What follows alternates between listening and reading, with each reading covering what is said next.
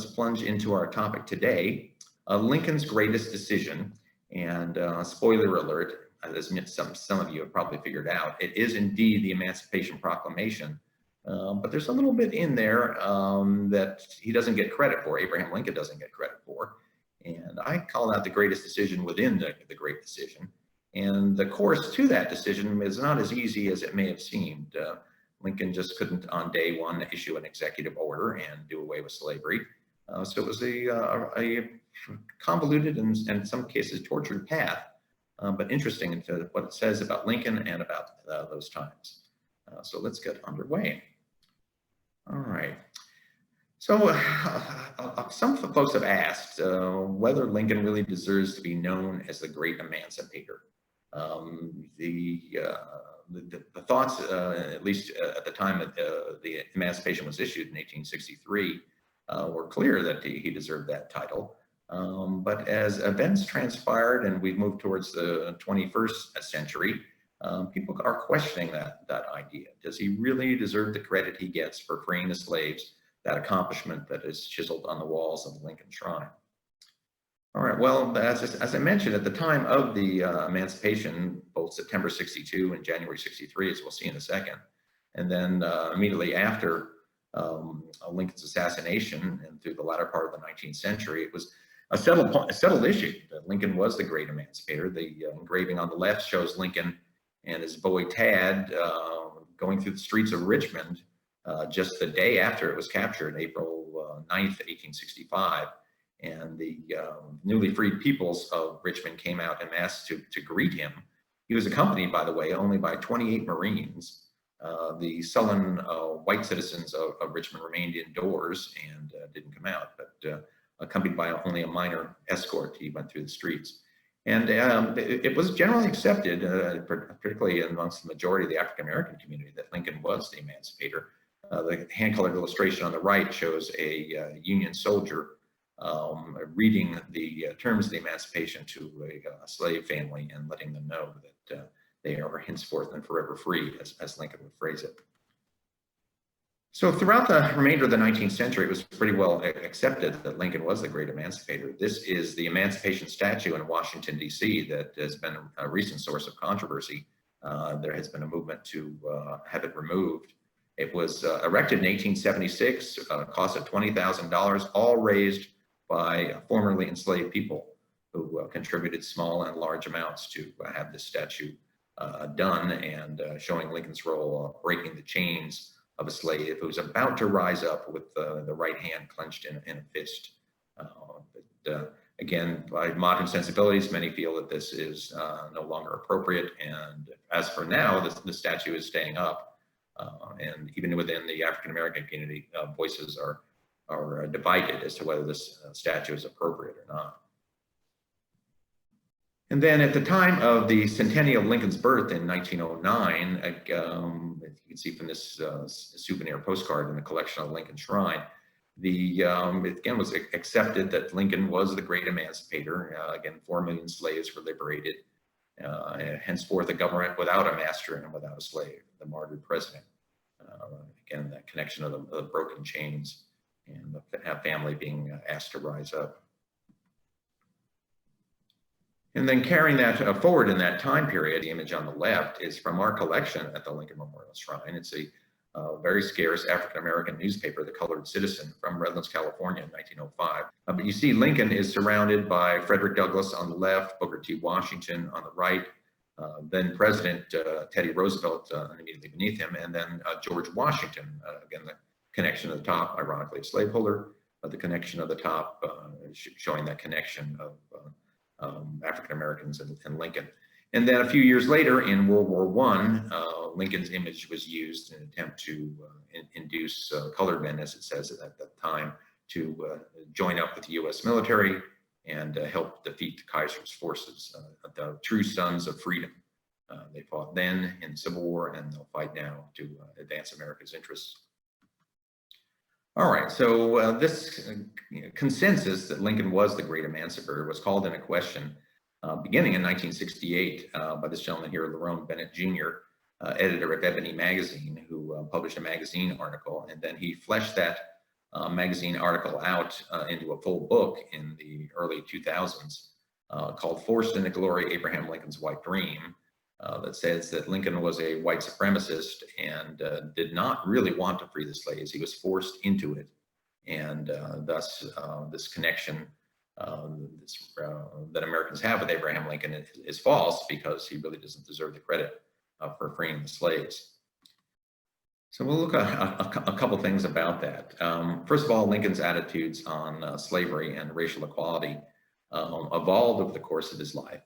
But he was not an abolitionist at the time he was elected president. There's a difference between an abolitionist and an anti-slavery Republican. Lincoln was anti-slavery and did not want it to spread into the Western territories that were newly added into the United States as a result of the Mexican-American War.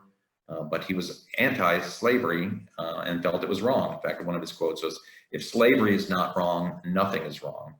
Whenever I hear anyone arguing for slavery, I feel a strong impulse to see it tried on him personally. And as I would not be a slave, so I would not be a master." So his personal opposition to slavery, however, did not extend into abolishing it immediately.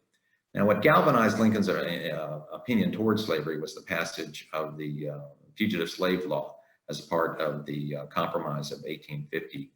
A tightened fugitive slave law that required Northerners to assist Southern slave catchers in recovering, in the view of the Southerners, their escaped property, caused the issue of slavery to be front and center in terms of many large East Coast cities, Boston and New York, etc.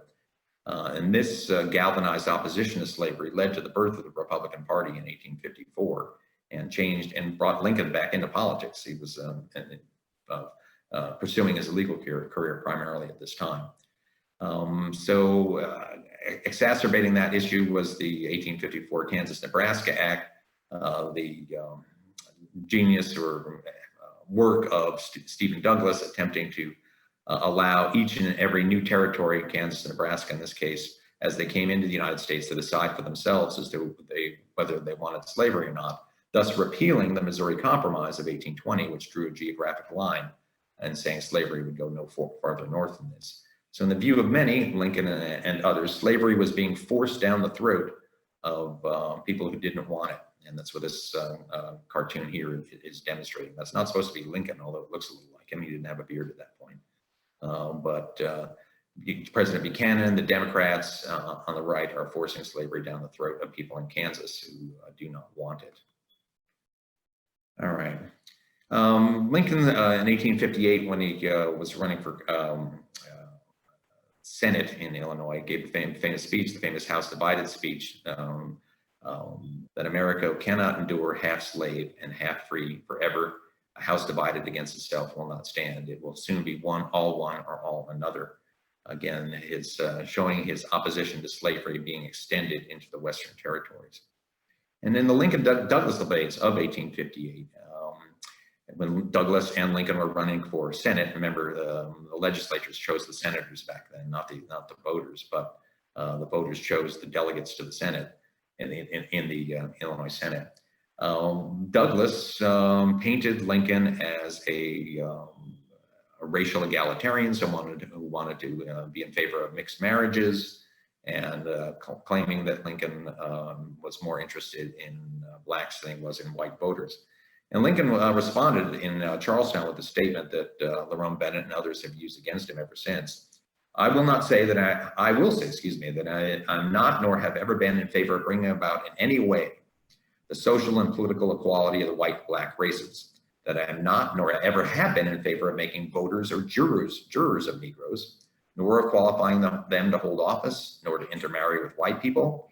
And I will say in addition to this, that there's a physical difference between the white and black races, which I believe will forever forbid the two races living together on terms of social and political equality. And inasmuch as they so cannot live, while they do remain together, there must be a position of superior and inferior. And I, as much as any other man, am in favor of having the superior position assigned to the white race. Again, seems pretty clear, and people have condemned Lincoln for that statement. They usually leave off the next paragraph, however, which states that the Negro may not be my equal in all respects, perhaps not intelligence, certainly not in color, but in his natural right to eat the bread he earns with his own hand, he is my equal and the equal of all others. That wasn't enough for the voters of Illinois in 1858, and they elected delegates who voted for Douglas, and Douglas would win that election in 1858. But Lincoln became prominent nationwide as a result of the debates and his statements against the extension of slavery, and it would serve him well in just a few years, 2 years later, of course, in the election of 1860. And in this map here, you see how the various regions broke for the four candidates of that election. Lincoln is in the dark brown color. And up in the top, you can see swept the northern states, Breckinridge for the Democrats were divided in two, Breckinridge and Douglas. They split the votes. In the South, you can see that California was quite mixed. San Bernardino County went Republican, but not the rest of Southern California. Long story short, Lincoln, of course, ends up winning the election with about 40% of the popular vote, but the electoral vote is what counts, and he becomes our president. Shortly after that, of course, within 6 weeks of the election, people unwilling to accept the results of the election in the South, South Carolina starting, and then followed by 6 other deep South slaveholding states seceded from the Union and formed the Confederate States of America. All right. A result of that, of course, fast forwarding in April of 1860, Lincoln's inaugurated in March of 61, April 61, Fort Sumter's fired upon, and a Civil War results. Now, true abolitionists, like these gentlemen here, Wendell Phillips, William Lloyd Garrison, and Frederick Douglass, are in favor of immediate emancipation. They see slavery as the cause of the South's secession. Obviously, it took place after Lincoln's election, and their ordinances of secession. The ordinances of secession make it clear that slavery was the rationale and the number one excuse behind Southern secession. So these gentlemen, abolitionists, said, free the slaves immediately, it'll weaken the South. But Lincoln decided not to do so. And the reason, of course, was the challenge of the so-called border states. Most people know of Maryland, Delaware, Kentucky, and Missouri. But the upper tier of Southern states, Virginia, North Carolina, Tennessee, and Arkansas, did not secede immediately upon Lincoln's election. It was only after the firing on Fort Sumter and Lincoln's call for volunteers to suppress rebellion that they left. So Lincoln's concern for the effects in the South of immediate emancipation were preeminent in his mind. I think there's a great danger, he would later write, that the confiscation of property and the liberating of slaves will alarm our Southern Union friends and turn them against us, perhaps ruin our rather fair prospect for Kentucky. I think to lose Kentucky is nearly the same as to lose the whole game. Kentucky gone, we cannot hold Missouri, nor I think Maryland. These all against us, and the job on our hands is too large for us. We would as well consent to separation at once, including the surrender of this capital. So again, he's keeping his eyes on the geopolitical strategic situation and deciding not to free the slaves immediately. Now, as I mentioned, the war begins in April, and in the areas around Virginia, particularly the sea side of Virginia, Fortress Monroe, the Union's forces managed to hold out and resist the Southern forces that overwhelmed the rest of Virginia. General down there, General Benjamin the Beast Butler, as he would be later nicknamed, a rather attractive gent, his military command at Fortress Monroe is inundated with former slaves escaping their masters who seek shelter at the Union fortress, and he brings them in, even though it taxed his supply system quite extensively. And he described, and their owners surprisingly show up at the doors of the fortress and demand their slaves back. And he refuses that and calls them contraband of war. Just as in the time of war, you can seize property. Since the Southerners are calling these property, we're seizing them for the use of the Union military. So that's the first step in doing away with slavery. You cannot disconnect the events of the Civil War, military things on the battlefield, from the decisions that are made politically that have impact on us to this day. So at least the cursory knowledge of the major campaigns and the major battles is vital to understanding this time period. So the very first battle of the war taking place in Virginia, Manassas, just outside of Washington, D.C., his first full run. And at that time, they thought one big battle would end the war. On to Richmond was the claim, and that the Union forces would destroy the Southern Army and put an end to the rebellion to sweet in just a month or two. Well, that With the Southern victory at First Bull Run, that illusion went out the window immediately, and it was going to be clear that the war was going to last for at least a year or more. So Congress decided to take their own action. They didn't think Lincoln was moving fast enough, and Illinois Senator Lyman Trumbull in August of '61 passed the first Confiscation Act, which authorized the taking of slaves, confiscating of slaves from disloyal masters in the DC area, a first step. All right, out west in Missouri, the biggest battle of that time was at Wilson's Creek. This is General Nathaniel Lyon. We've got a great Nathaniel Lyon artifact, a manuscript in our collection of the Lincoln Shrine, because he was killed in August 10th, 1861, so there aren't too many of those war date manuscripts around. Anyway, this defeat by the Union forces in Missouri put the situation there in jeopardy, because Missouri was a border state, slaveholding border state that stayed in the Union. The new commander out there, John C. Fremont, decided to weaken the Southern slaveholders in that slaveholding state by declaring an emancipation of their slaves immediately. And when Lincoln got word of this, he had it immediately rescinded. He said the time is not right. It will drive our loyal Union slaveholding men in Missouri into the Confederate camp and also impact those other states, now only Maryland, Delaware, and Kentucky.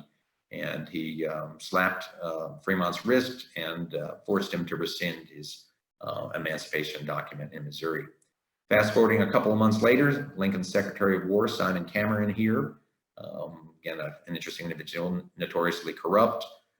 Lincoln would later, during this time he was in his cabinet, said the only thing Simon Cameron would not steal would be a hot stove because it would burn his fingers.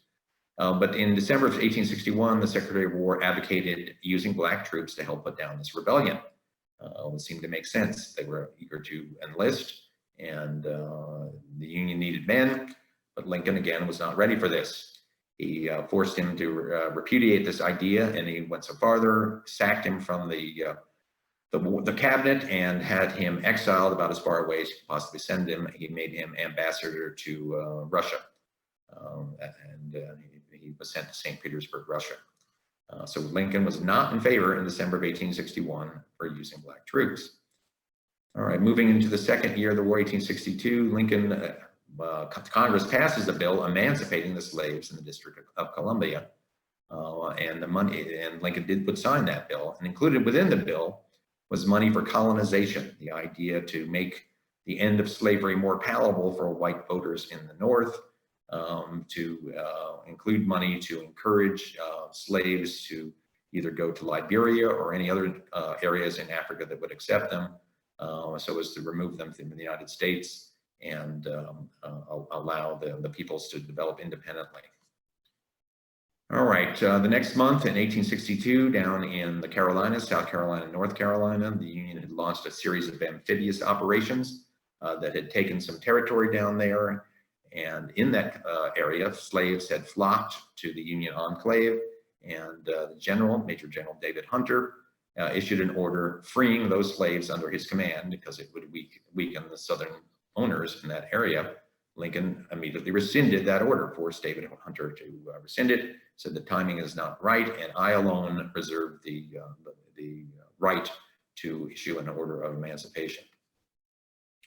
All right, returning to the battlefields, the summer of 1862, the Union Army under George McClellan landed on the peninsula of Virginia, where Fortress Monroe is, marched up that peninsula and attempted to capture the Confederate capital of Richmond.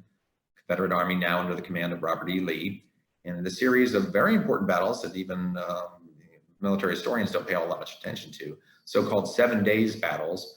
A large Confederate Army, the largest Confederate Army that would ever be in the war, but still they were drastically outnumbered by McClellan's forces. In a series of battles, Mechanicsville, Gaines's Mill, and you see them there on the map. I don't have the pointer. Maybe I do have a cursor. Yeah, I do. Do I have my cursor? Yes. Mechanicsville, Gaines's Mill forced the blue forces of McClellan, forced them back, Glendale, Malvern Hill, forced them all the way back to the Union supply base on the James River at Harrison's Landing. So the result was that the hopes of the Union and men in the North that the Confederacy could be defeated were dashed, and this significant defeat, and the result, no doubt about it, was a Confederate victory. This significant defeat would have major implications for Abraham Lincoln's thought on emancipation. For on July 7th, Lincoln traveled via steamship up the James River to Harrison's Landing to meet with George McClellan directly and see what had happened and chart a path going forward. And McClellan seized the opportunity, and many of you know that McClellan was not shy on his own estimate of his military abilities, 32 years old when he was appointed, the young Napoleon, he liked to call himself. But he seized the opportunity to give Lincoln a lecture.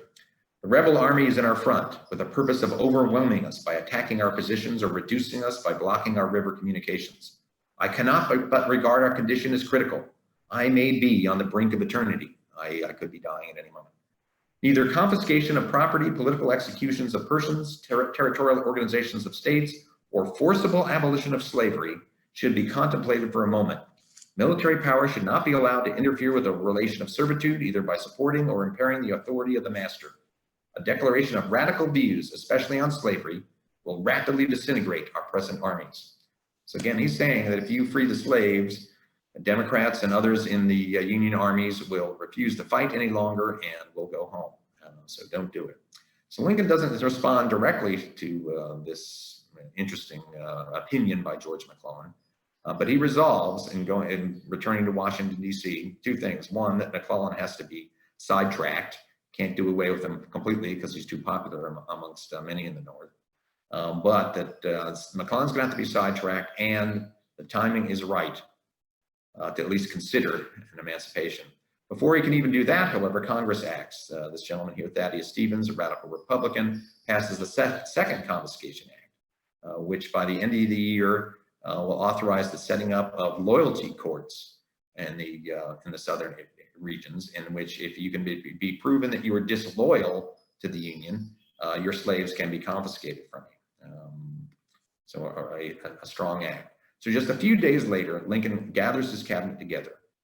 This illustration shows that effect, and tells them that he has decided upon an Emancipation Proclamation, a limited one for military purposes, but it's needed to weaken the South militarily.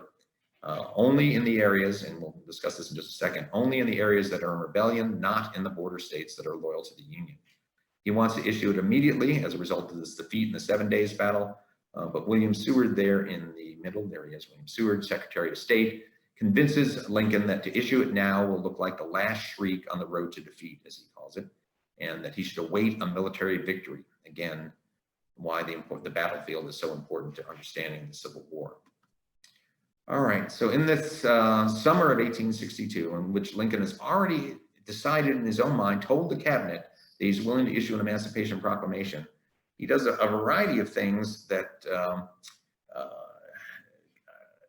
mystify historians a little bit to this very day, because and there are written documentation of it in which he seemingly argues against the very emancipation which he has decided upon.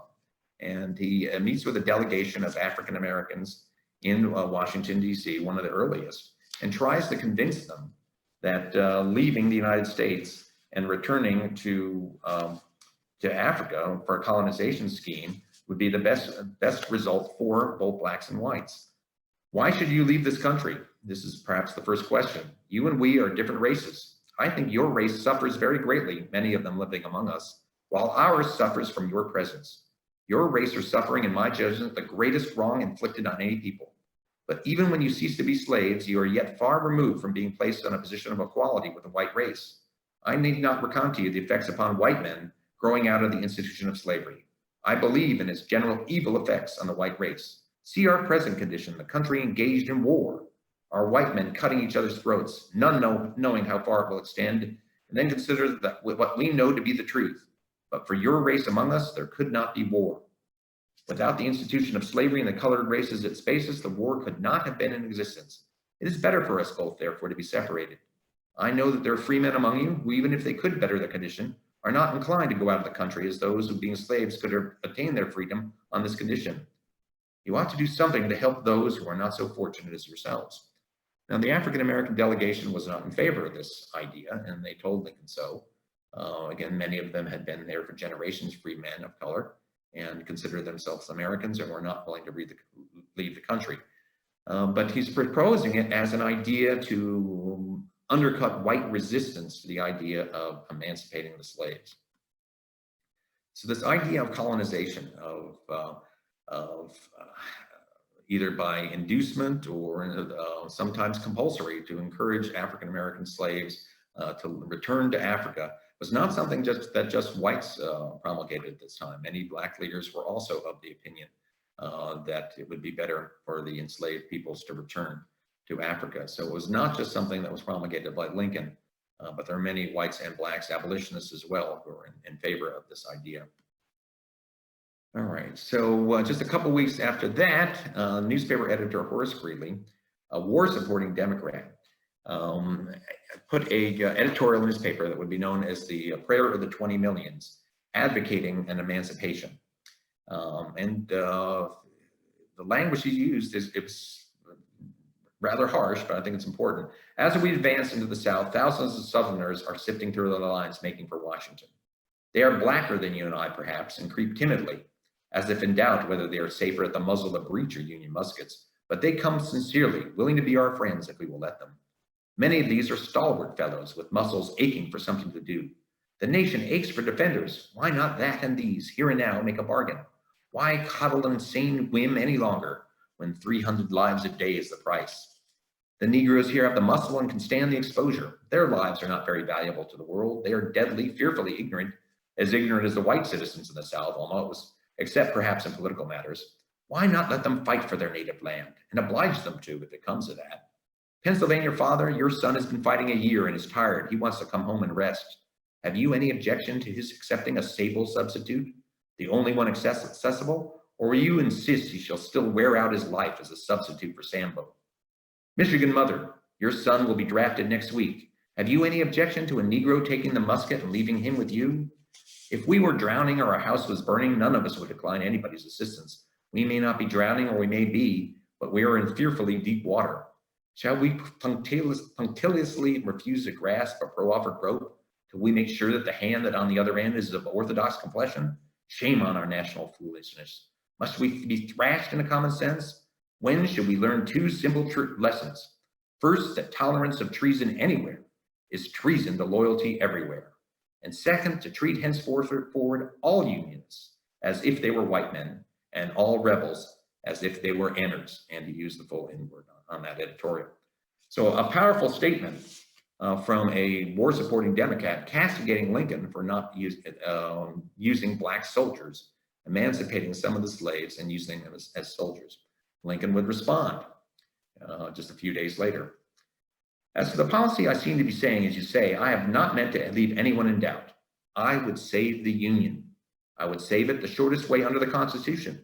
If there be those who would not save the Union unless they could at the same time save slavery, I do not agree with them. If there be those who would not save the Union unless they could at the same time destroy slavery, I do not agree with them. My paramount object in this struggle is to save the Union, and it is not either to save or destroy slavery.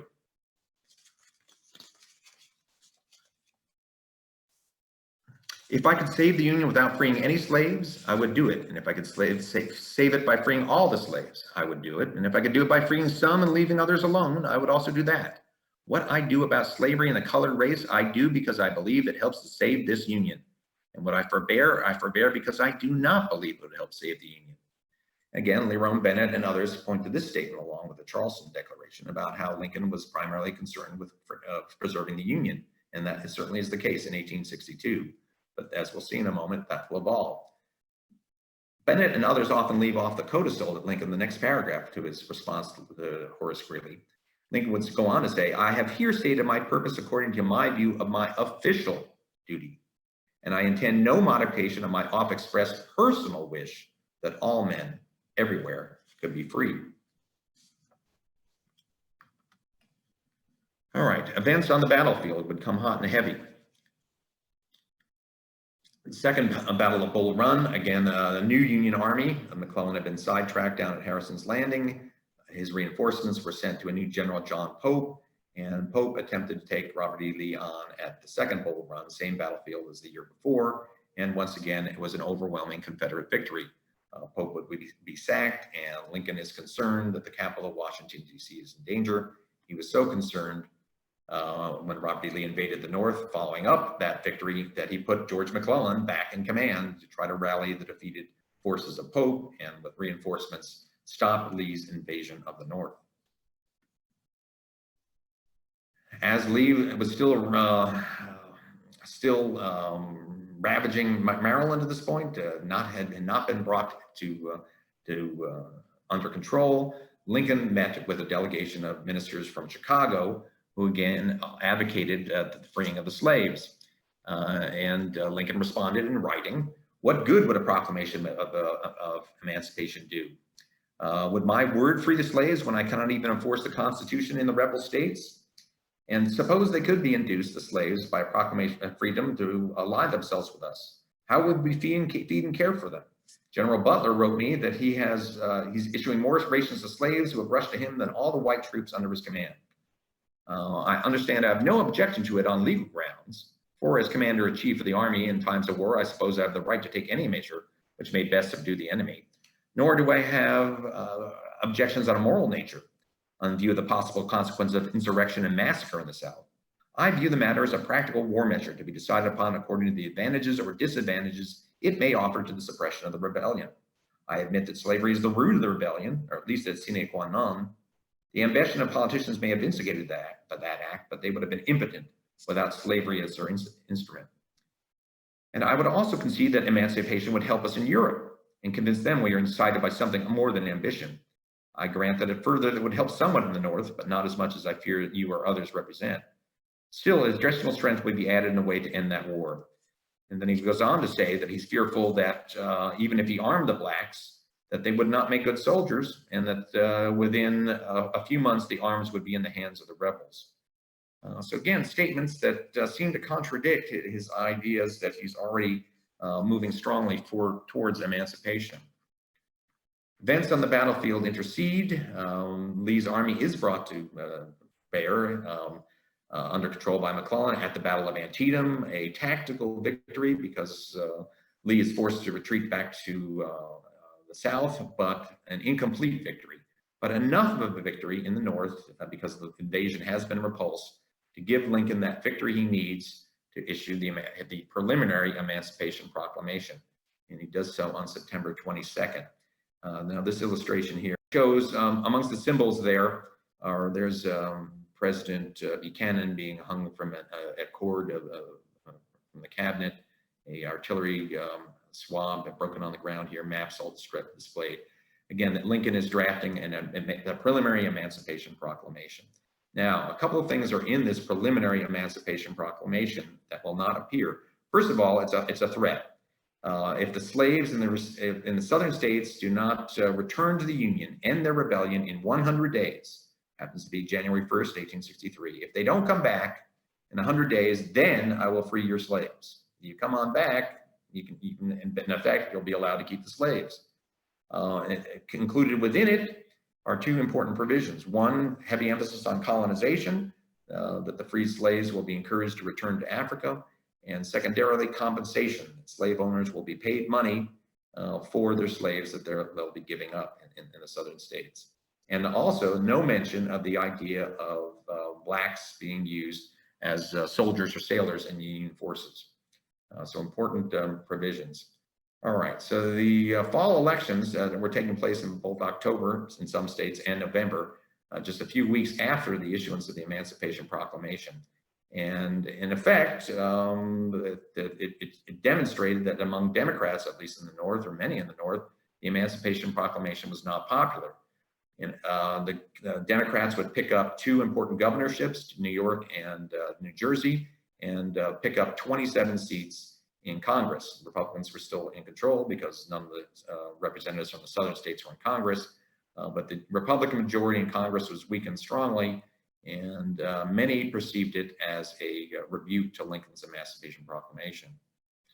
A couple of weeks later, his first annual message to Congress, Lincoln would again state that emancipation was coming and necessary as a war measure, and that it needed to be compensated emancipation. The phrase he used, that he was strongly in favor of colonization. And fellow citizens, we cannot escape history. We of this Congress will be remembered in spite of ourselves. The fiery trial through which we pass will light us down in honor or dishonor to the latest generation. We know how to save the Union. In giving freedom to the slave, we assure freedom to the free, honorable alike in what we give and what we preserve. We shall nobly save or meanly lose the last best hope of earth. So he stuck by his guns. Despite these strong words, the military situation did not improve any in the last month of 1862. Union commander Lincoln had finally fired McClellan for good after the congressional elections and replaced him with General Ambrose Burnside.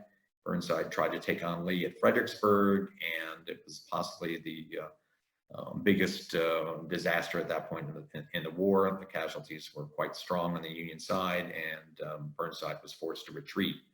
Again, many in the North were saying, as a result of this, rescind your Emancipation Proclamation. Lincoln wouldn't hear a word of it. And the 100 days had expired on January 1st, 1863. Lincoln issued the final Emancipation Proclamation, freeing the slaves in the southern states that were in rebellion to the Union forces. Again, this is a document that we have in the collection, broadside that came out 25 years later, that has the entire language of the Emancipation Proclamation. Now, drilling down into the document itself, you'll see that it designates where the proclamation was to be in effect. The entirety of several southern states are listed. Arkansas, Texas, and then Louisiana, except for the following parishes. These are areas that the Union Army had occupied in an amphibious invasion. But it goes back to the entirety of the following states: Georgia, South Carolina, North Carolina, and then gives some exclusions for Virginia, the entire area of West Virginia, and also some of the seacoast areas. And then breaking it down by county, the blue areas are slaveholding areas where slaveholders were not affected by the Emancipation Proclamation. So there are many who pointed out that Lerone Bennett and others, that the Emancipation Proclamation, when it was issued, quote, didn't free a single slave. And I and others have demonstrated this is not so. You can look at the document yourself, because these areas here, you can see my cursor, on the coast of the Carolinas, I think this map shows it better. Yes, it does. The blue areas were under Union control. The seacoast areas of South Carolina, North Carolina, and Georgia had been under occupation for the better part of a year. David Hunter had attempted to free his slaves in May of '62. January 1, 1863, and here's a close-up area of that area. January 1, upwards of, some historians have said 30, 40, 50,000 slaves are immediately freed by the Emancipation Proclamation in Georgia, South Carolina, and North Carolina. So he deserves credit for emancipating those slaves immediately. And as Union and armies would advance into the South over the last 2 years of the Civil War, all their slaves would be free, as the banner of the Union Army would bring freedom into those areas. All right, another important provision within the Emancipation Proclamation that deserves to be examined is this part here. And I further declare and make known that such persons of suitable condition will be received into the armed service of the United States to garrison forts, positions, stations, and other places, and to man vessels of all sorts in said service. Sounds kind of innocuous, but basically what this is doing is opening the door to black soldiers and sailors. Initially just to garrison forts, but it would be extended further into full recruitment of black regiments to fight in the Union Army, and black sailors to serve on United States Navy vessels. So this, again, part of the Emancipation Proclamation is crucial. It was not included in the preliminary, and Lincoln put it into the final version. Didn't need to put it into there, but he's taking a step that would be a major step into the slow progress towards equality in the United States. As Frederick Douglass would later say, once the black man gets the U.S. Eagle on his collar and wears the U.S. Army button, there's no power on earth that can deny him equal citizenship. So Lincoln's great decision within his great decision is the decision to authorize black soldiers and sailors to participate in the Civil War and take that first step towards equality. All right. Again, many of you know of the most illustrious African-American regiment would be the 54th Massachusetts, depicted in the great movie Glory with Denzel Washington and Matthew Broderick. And this illustration shows the attack on Fort Wagner outside of Charleston, South Carolina in July of 1863. The attack was unsuccessful, but by demonstrating their heroism and their willingness to fight, it furthered the cause of the enlistment of more African Americans into the Union Army. All right, the Lincoln Shrine has a great letter in our collection from this Illinois Republican, James Conkling, because the reaction in the North was mixed to the Emancipation Proclamation. There were many who felt, Democrats and others, that it would hurt their electoral prospects, as it had done in November '62, and they urged Lincoln that this war was about secession and not about doing away with slavery, urged Lincoln to rescind the Emancipation Proclamation. Not just Democrats, but some Republicans like James Conkling. And Conkling wrote Lincoln a letter asking for that to be rescinded. We have in our collection a great version of Lincoln's response. This Republican operative, Ben Field, in New York, got wind that Lincoln had written James Conkling with an explanation of why Lincoln was not going to rescind the Emancipation Proclamation. He gave a full-throated explanation of that. Ben Field got word of this and asked Lincoln for a copy of this speech, and Lincoln attached this little cover note here to Ben Field, saying, "Here is a copy of the Springfield letter as requested. Do not let it be public until your meeting shall have come off," or perhaps I should say, in quotation marks, "come on, your obedient servant, Abe Lincoln."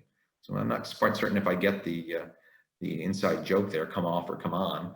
In any event, Lincoln attached this note to a full-on version of the Conkling letter, his response to the Conkling letter, in which he eloquently gives his rationale for issuing the Emancipation Proclamation, and says that you object to my ideas behind emancipation. I issued the Emancipation Proclamation to help you to win this war, and it's a necessary expedient to win this war. And if at any point the war is over and I'm still issuing a call for ending slavery, take that up at the time. And then within it, he castigates Conkling and others for their unwillingness to fight for ending slavery, and finishes with this quote, that there will be some men who remember that with silent tongue and clenched teeth and steady eye and well-poised bayonet, they have helped mankind on to this great consummation. Some black men, excuse me. While I fear that there will be some white men unable to forget that with malignant heart and deceitful speech, they have strove to hinder it.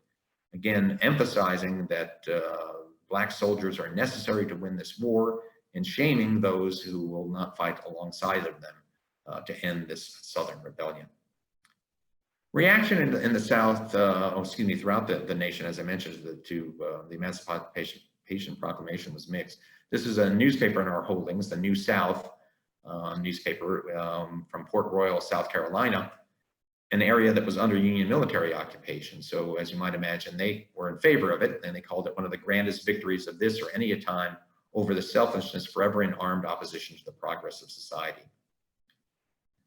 Reaction in the Union military was also mixed. We have a letter in our collection from Colonel John Snook, who was opposed to the Emancipation Proclamation and felt that on one point that the blacks would not make good soldiers. They're too fearful of their old masters to meet them in battle. But more importantly, he thought, was that white soldiers, and particularly Western troops, would not fight alongside of them. There was a lot of prejudice. One entire Illinois unit resigned en masse, the 123rd Illinois Infantry, rather than fight alongside black soldiers. But fortunately, they were a small minority. And rank and file soldiers had a different opinion. At least this Spencer Kimball from the 6th Michigan says the rebels are in a pickle about their slaves being set free the 1st of January. They are trying every way to come to terms. So they were in favor. Reaction in the South, as you might imagine, was extremely negative. Here we see Lincoln with his foot on the Bible, dipping his pen in the devil's inkwell, penning the Emancipation Proclamation as vultures gather for the sure-to-be rape, pillage, and murder that will take place, as took place in San Domingo when their slaves were freed. The reaction in Europe was vital, as one statement earlier said that Lincoln had one eye on Europe. The South wanted to weaken the United States, not the South, excuse me, Europe wanted to weaken the United States, Great Britain and France particularly. But once Lincoln threw down the card of emancipation, it was almost impossible for Britain in particular to ally themselves with a slavery-supporting nation. And the thought of European recognition, as had been done to get American independence in our War of Independence, was no longer an option for Jefferson Davis and the Confederacy. And then this illustration here from a London Punch magazine shows a slave saying, "You beat him enough, massa. Very little time, I'll beat him too."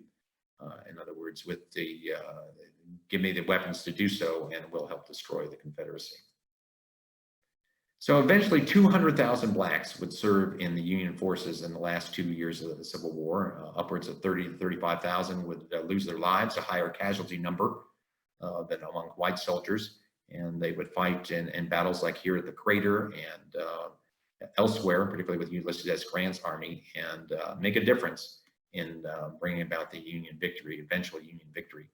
So Lincoln would later state when he issued the Emancipation Proclamation, "If I am remembered for anything, it will be for this act." And in my view, Lincoln deserves that appellation of the great emancipator. It was a slow path towards emancipation, but he eventually came around to doing what he needed to do. And that decision within the decision to authorize the enlistment of black soldiers and sailors would have both a major effect on winning the American Civil War and also taking the first hesitant steps towards racial equality.